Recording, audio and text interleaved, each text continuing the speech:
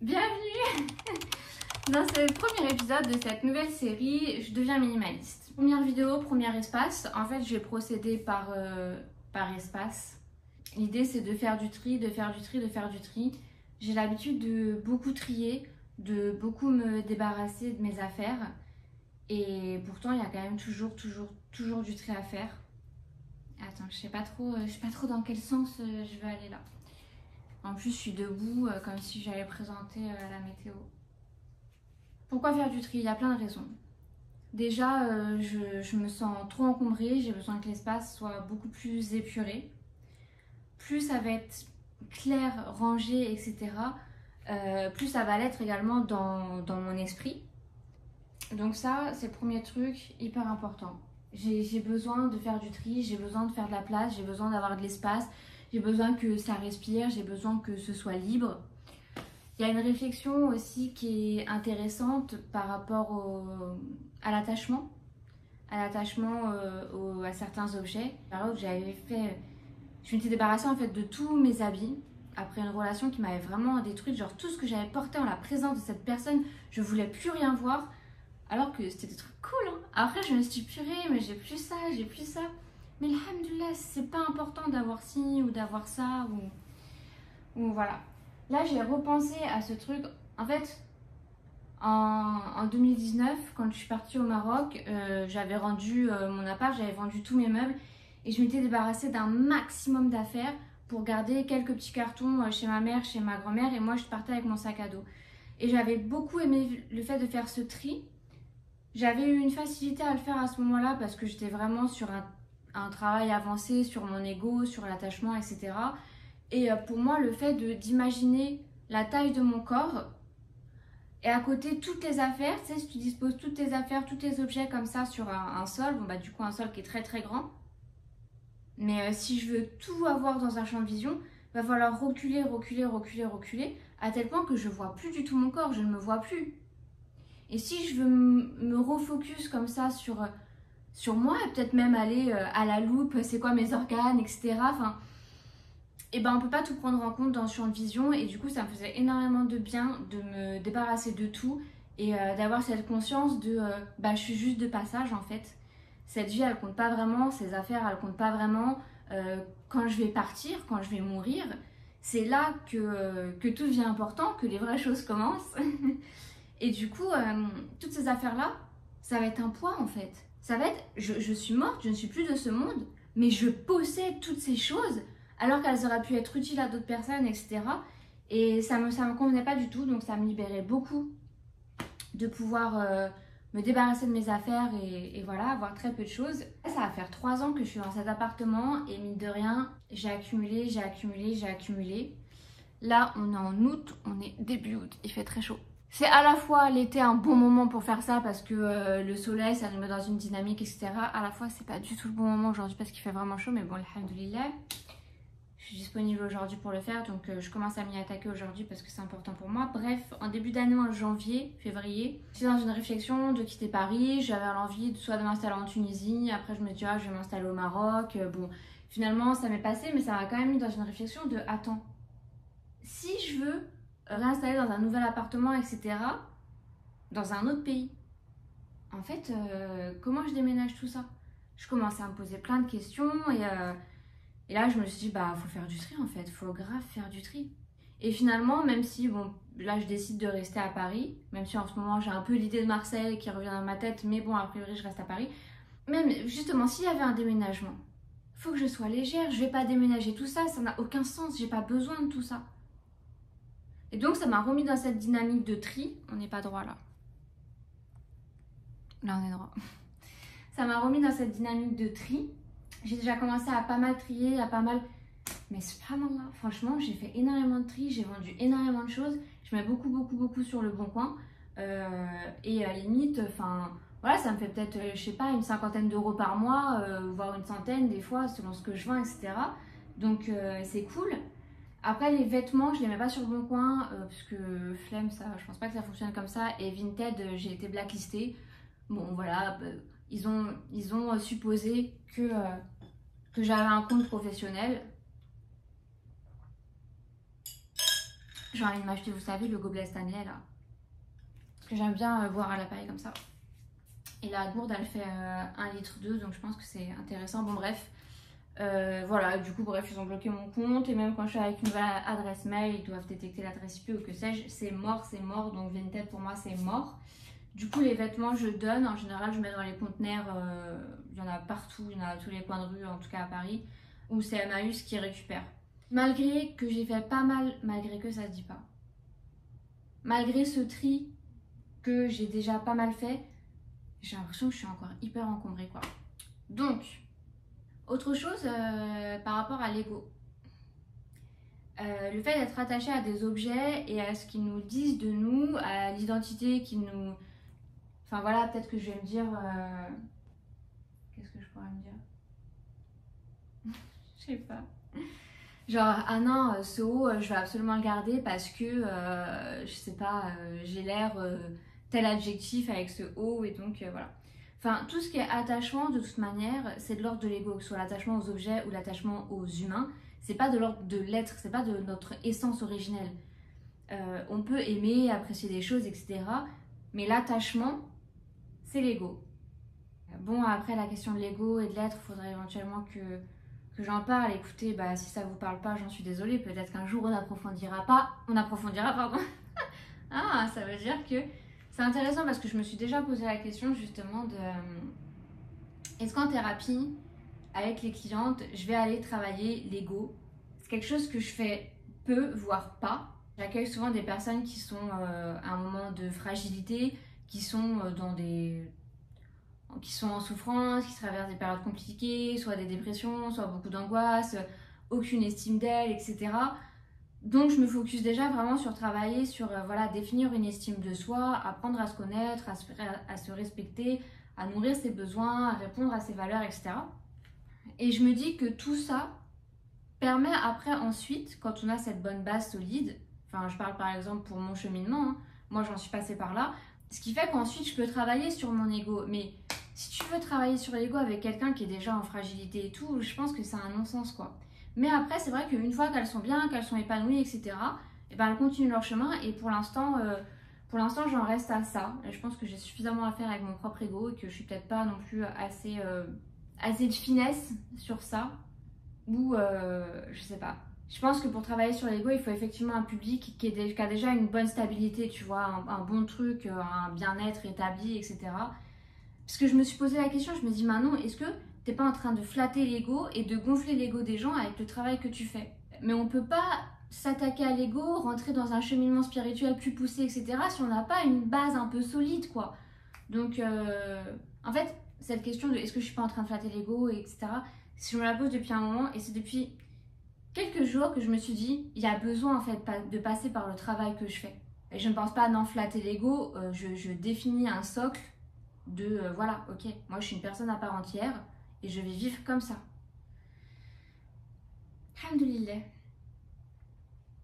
J'ai pensé à vous lire, éventuellement, un passage de ce livre, Écartolé, là c'est Le chemin vers l'unité. J'aime bien, moi, lire le matin. Le matin, après je me lâche en milieu qu'à la prière, machin. Et quand je vais boire mon eau chaude avec du miel, j'aime bien lire un peu et j'aime bien lire ce genre de livre. C'est-à-dire comme ça, je vais lire juste quelques pages et ça va un peu me mettre les idées en place pour effectivement être dans la conscience, être dans l'être, être dans ces choses-là et pas être dans des pensées négatives, pas être dans mon ego, pas être dans des ruminations, etc. Donc, ça me rappelle la vérité en fait. Alhamdoulilah. Mais d'ailleurs, ça aussi, je me dis, ces livres-là, ils nous proposent quand même, enfin, c'est hyper profond en fait, c'est hyper profond. Je me dis, mais c'est fou, c'est des trucs, c'est des best-sellers, il y a plein de gens qui l'ont lu, etc. Alors que je me dis, la vérité profonde comme ça, moi dans ma vision et dans ce que je vis, dans mon expérience, etc., c'est des choses qu'on donne plutôt à des cercles d'initiés, voilà, dans un certain contexte, etc. Et du coup, ça m'interroge. Je me dis, c'est fou.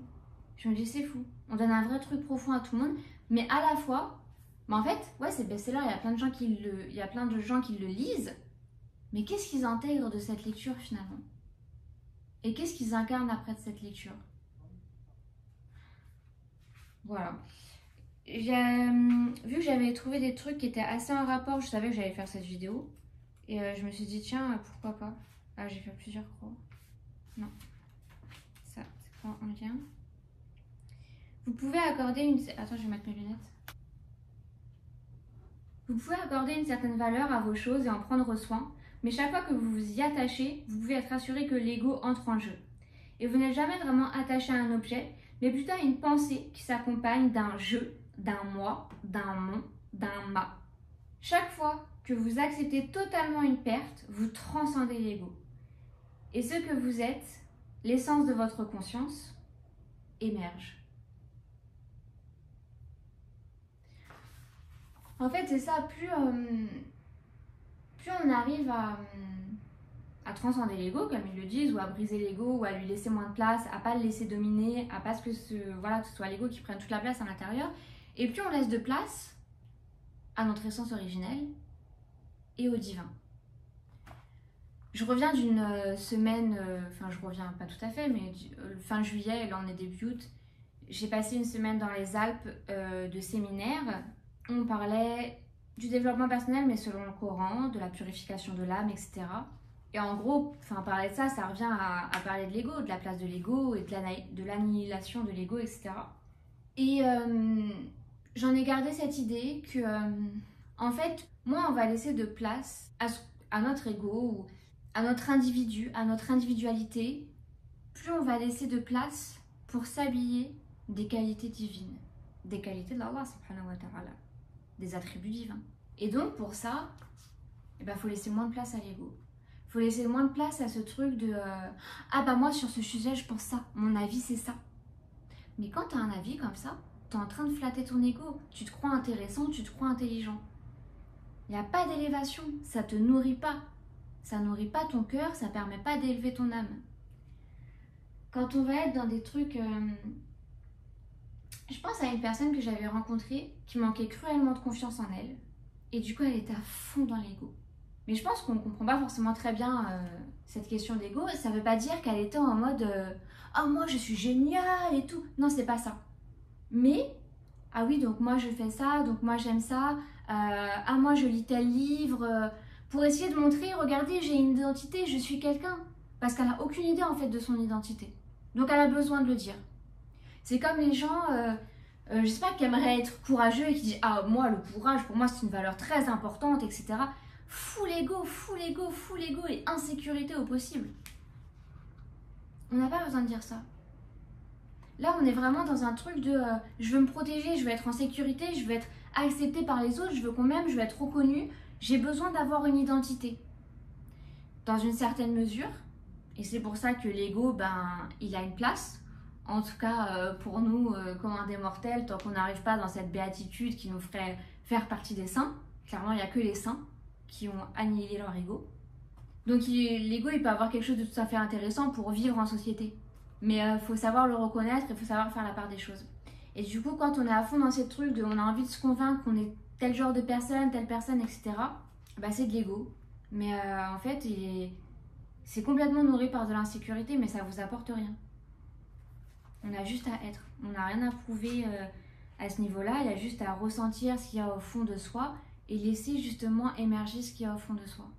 Et tu vois tout de suite la manière dont j'en parle, il y a un truc beaucoup plus calme. J'ai vu une autre croix, éventuellement. La vie de la plupart des gens est encombrée de choses. Choses matérielles, choses à faire, choses à penser. Leur vie est comme l'histoire de l'humanité, c'est-à-dire une sacrée chose après une autre, ainsi que le disait Winston Churchill. Leur esprit est rempli d'un imbroglio de pensées, celles-ci défilant les unes après les autres. Il s'agit de la conscience des objets, dimension qui constitue de façon prédominante la réalité d'innombrables gens. C'est pour cette raison que leur vie est si déséquilibrée. Pour que la santé mentale retrouve sa place sur notre planète et pour que l'humanité accomplisse sa destinée, il faut que la conscience des objets soit contrebalancée par la conscience de l'espace. L'avènement de la conscience de l'espace constitue la prochaine étape de l'évolution de l'humanité. Bon, là j'avais mis une croix, mais finalement je ne sais pas si c'était par rapport... s'il y avait vraiment un lien avec notre sujet d'aujourd'hui. Mais ça fait pas de mal. Donc, Ceci étant dit, l'idée pour aujourd'hui, c'est la bibliothèque. Viens mon petit chat. Oui, tu veux dire bonjour? On va pas être mal poli. Bonjour, je suis le bébé Mimi. J'aime beaucoup ma maman et ma maman elle m'aime beaucoup. Je t'aime. Ma petite bête. Il fait chaud ma Mimi?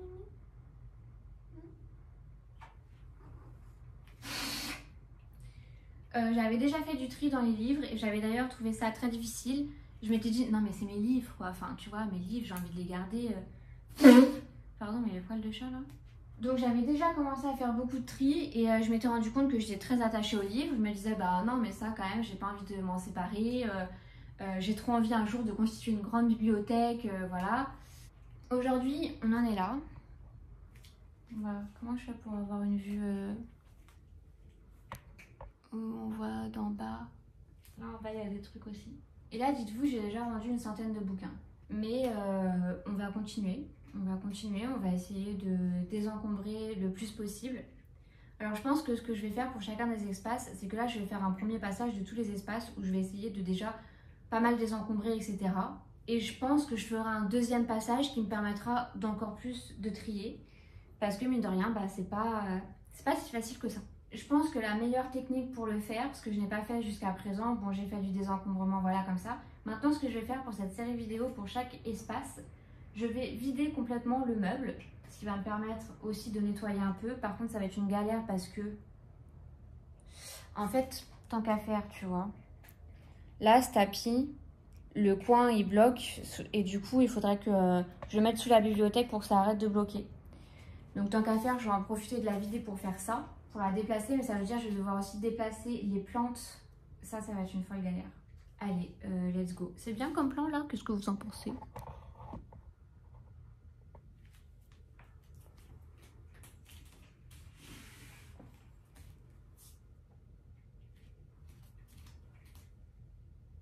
Bon, on va dire que c'est bien.